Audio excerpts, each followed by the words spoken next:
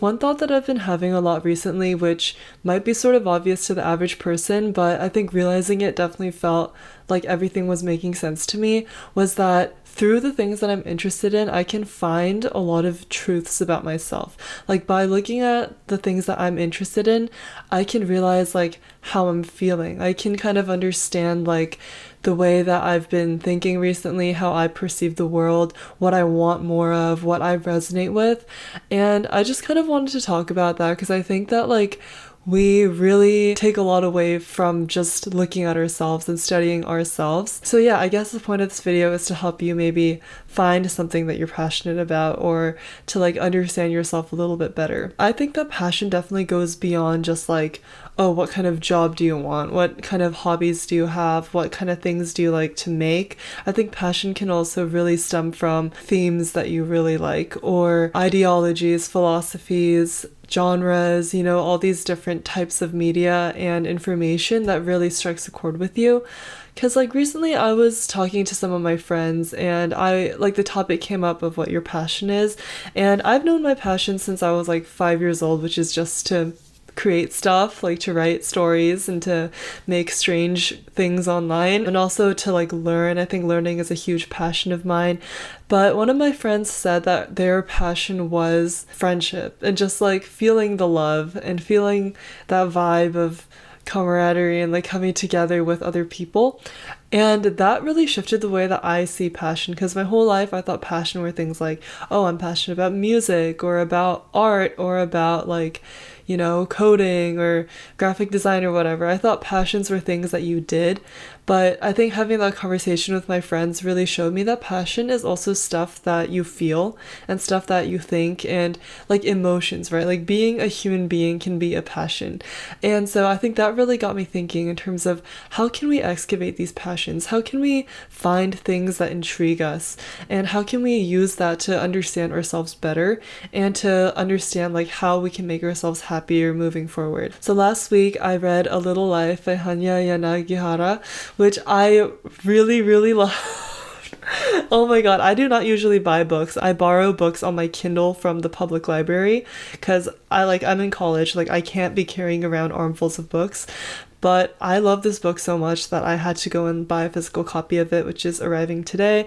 I'm sure a lot of you guys have heard about this book or read this book because it is very, very successful, and I think it was also popping off of the internet a couple of years ago. It was definitely the kind of book that really like absorbed me into its skin.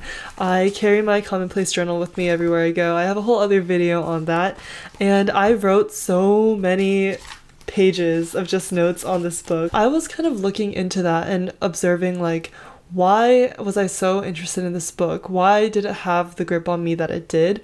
And I think what I realized was that a lot of the themes in it, a lot of the things that the characters talk about and deal with are things that in some way resonated with me personally. And this is a story of trauma and, you know, like how the ghosts of your past and like all the horrible things that you've been through, they never really leave you. And like the author describes the main character as someone who just cannot get better. But within the book, there were these other elements that really struck with me. And I think one of the reasons that the book really resonated with me was because of the theme of friendship, like how despite all their struggles, these friends like stay together. I'm not going to spoil the book, but and especially in the beginning, like after I finished reading it, I went back and I read the beginning just now that I had a better sense of who the people were.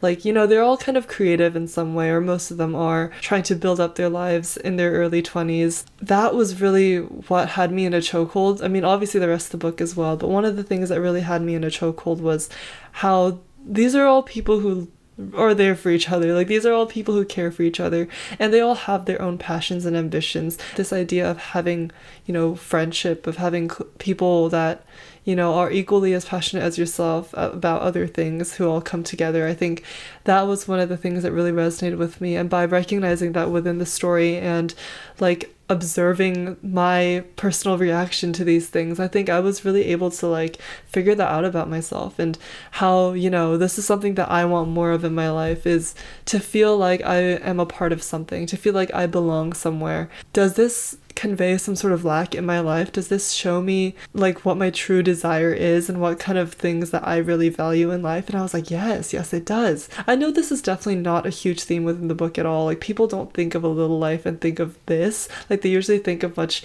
darker, depressing things, which do like crowd in towards like the second part of the book. And obviously I'm not trying to like steer the point of the book away from like those important bigger themes. I'm just using this as an example of like, yeah, this is one thing that I resonated with a lot in this book, and this is kind of what I took away from it about myself. I think noticing this theme and like connecting with it really opened my eyes to like what I truly feel on the inside, and like what it is that I fear and what it is that I desire.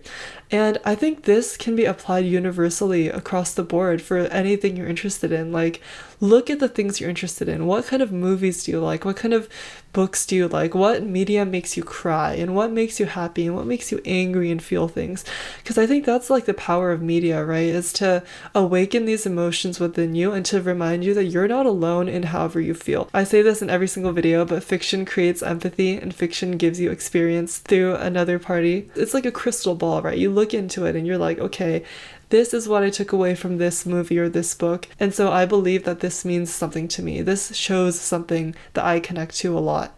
And I've been trying to be more aware of my consumption this year. I think like I don't have a Goodreads reading goal this year because I really want to slow down and be deliberate with my reading and take notes on everything I read and to like really dissect it for what strikes me. And also like on Pinterest, I find myself saving a lot of pictures of like a certain aesthetic. I tried to like look into why that might resonate with me. Recently I've been saving a lot of like cityscapes, a lot of cozy bedrooms, things like that. And I've been thinking a lot about like what this reveals about me. And also as I was reading the interviews that the author of A Little Life did about like what inspired her book, I realized that you can really get inspiration and find what resonates with you in all sorts of things. Because she was talking about like different photographs that inspired her book, how she was inspired by like the idea of an ombre cloth where the top is like all nice and pale, and then as you get lower and lower down it becomes much darker. And she said that that inspired like the structure of her book.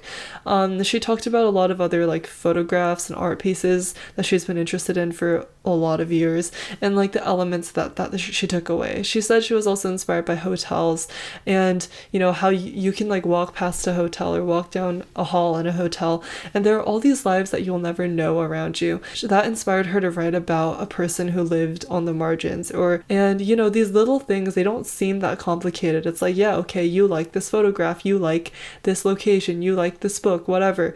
And I feel like a lot of the time we don't really think that deeply about what that says about us, but I do think it really is that serious. I think if you notice yourself being, you know, gravitating towards certain themes or certain aesthetics, then I think you should really listen to that, because that says so much about you, and that says so much about like what you love, like what inspires you, what kind of things motivate you, and in turn, you know, you can use that in your own creations, or if you're not a creator, you can just use it to understand yourself.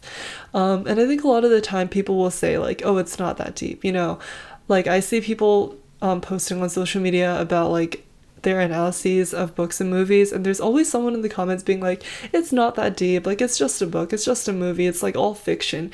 And I have never like disagreed with something to such a degree, because you know, fiction is not just fiction. Fiction is like, it comes from the heart of the author and it touches the heart of the reader, right? And so you build that sort of connection, and you know, through fiction you can read people's minds to some degree. I mean, there are obviously limitations to that. You're picking up parts of what someone else is putting down, and depending on who you are, what you pick up will differ from person to person. And you know, through that, you know, you can learn so much about yourself. And so I think it really is that deep. In terms of my Pinterest example, I realized that the reason that I was saving a lot of pictures of cities, especially cities at night, is because I just love the idea of this hub of lives, of this like, you know, like this beehive of lights and, you know, people rushing by and cars speeding, and you know, this idea of going from place to place, of how transitory everything is and how temporary it is to just like, you know, drive past a city, and how there are all these people living here that you'll never really know, and how each of them has their own individual life. And I think that this shows me like, oh, I'm not just interested in cities because like, oh, pretty lights. No, like I'm interested in the idea of human connection and how we all come together to build this interesting structure. And I could talk about this forever, but yeah, that was just one of the things I noticed. And another thing I'm really interested in recently are the 80s and 90s. A lot of my favorite books take place in the 80s and 90s. And I was having a conversation with a friend about why that is, and I was like, oh, maybe the reason I'm so interested in this pre-internet era is because I don't like the internet, is because I don't like what the internet is doing to my brain and how I feel like I'm not a real person because of the internet. The internet is great in a lot of ways. I love making content for Instagram and YouTube, don't get me wrong, but I think there are also a lot of really negative aspects of being online and being in this community where like literally anyone can say anything without any respect to other people. I know the 80s and 90s had a lot of their own issues as well, but it's like the aspect of just like, carrying a Walkman, like listening to cassette tapes, reading books on the subway, and everyone else is reading books on the subway too because there's no phones. That kind of thing is really what gets me, and that's like the life that I feel like I missed out on, because I'm a writer, and because of the internet, like the writing industry has taken a big toll, and I think that's like what really saddens me. Like that, like my interest in the 80s and 90s revealed to me that I am mourning something that I never experienced the death of because I still feel the aftermaths, because I see people, suffering from internet brain rot, using AI for everything, this creative spirit slowly draining out of the American life. That's not okay. Like that's so twisted and dystopian, and it's like all a coping mechanism, right? It's like you miss something you never had because it's because you just don't like the way things are, and you're just tricking yourself into thinking that there was a time when things are better. But yeah, I mean, I think that's what that revealed to me. Like your niche interests, your specific fixations can tell you so much about what it is you want and what makes you sad, what makes you happy, and what makes you angry. And I think that a lot of the time people will tell you like, it's not that deep. I think this was the tangent that I started on before I went off on another one. But recently I've been really interested in irony. For the past year or so, I've been reading a lot of satire, transgressive fiction, just like Bret Easton Ellis type of books and media. And don't get me wrong, I love irony, but I think recently I've become very aware of the pitfalls of that. Nowadays, everything is just funny. Everything is a joke to us, I get that it's like a reaction to the way the world is. It's like a coping mechanism because like the world is so tough right now and there's so much going on that people are dealing with every day. But I feel like at the same time, I feel like we're robbing the world of its sincerity. And like, I think that's very prevalent, especially in Gen Z humor, because Gen Z humor and Gen Alpha, like whatever, it's so embedded in just like making fun of things or finding things funny because they're not funny. Like, for example, like minion memes. Like these memes are things that people's grandmas would laugh at on Facebook, but I've seen Gen Z people posting them and sharing them because they're laughing at the fact that like they're so uncool and that they're cringe and that they're unfunny. Like they're laughing at the fact that it's not funny. But I do feel like this does come at the expense of sincerity, where like everything is just so funny now and everyone just reacts to things in like a comedic, ironic way. And why are you like analyzing fiction when people are out here making memes about it? It's like, it's cringe, right? Like it's not cool to like be emotionally affected by media or like to see it and to take it seriously and to feel like it's a part of you. Like I feel like people just think that like, oh, it's so much more cool to just brush it off and be like, yeah, like I'm just that cool, like it didn't affect me, like I'm just gonna make jokes about it. But I think this comes at the expense of like a very devastating lack of sincerity. I mean, obviously I'm not saying that sincerity is dead, because it definitely exists, it's everywhere, it's abundant, but I think there needs to be like more of a balance. Like we need to start taking things more seriously. And like I don't want to say like society, because that makes me sound like a pseudo-intellectual. Like I'm literally 20 years old. I don't know what I'm saying most of the time. This is why I feel like it's so important to like really look into the things that you're interested in, because things really are that deep. And don't let like looking stupid or cringe like deter you from analyzing the things you're interested in, because you like things for a reason, right? Like everything that you're interested in, whether that's like a book or like an anime or like whatever, like it tells you something about you, and you like this thing because there's a part of it that feels like familiar to you, like your soul recognizes it as a part of itself. And I think it's a missed opportunity to just like dismiss everything as like not being serious, right? So yeah, that's like a little side tangent, but the main point of this video is to really tap into what you like and like sit down and really ponder, like, what does my media obsession tell me about how I perceive the world? What does it tell me about the things that I value and the virtues that I have and the types of connections that I desire? This is a form of passion as well. Like, what you're interested in is a genuine passion. And like, passion isn't just about like your job or your hobby or like something that produces an outcome, right? Like, I'm passionate about like culture, friendship, like media, all sorts of these like more abstract ideas. I think passion is just anything that you love and that you're fascinated with, and anything that you are willing to like take time out of your day and your life to explore. And also you can draw from your abstract passions in order to create like your concrete passions. Like, I like to write, like that's like a concrete passion, but a lot of my writing is inspired by themes or like topics or more like noodly sort of abstract ideas that I am all equally passionate about. Thank you so much for watching, and I hope you got something out of this. And remember to check out my Instagram because I have a novel being released this month actually. Vaguely Human Figures.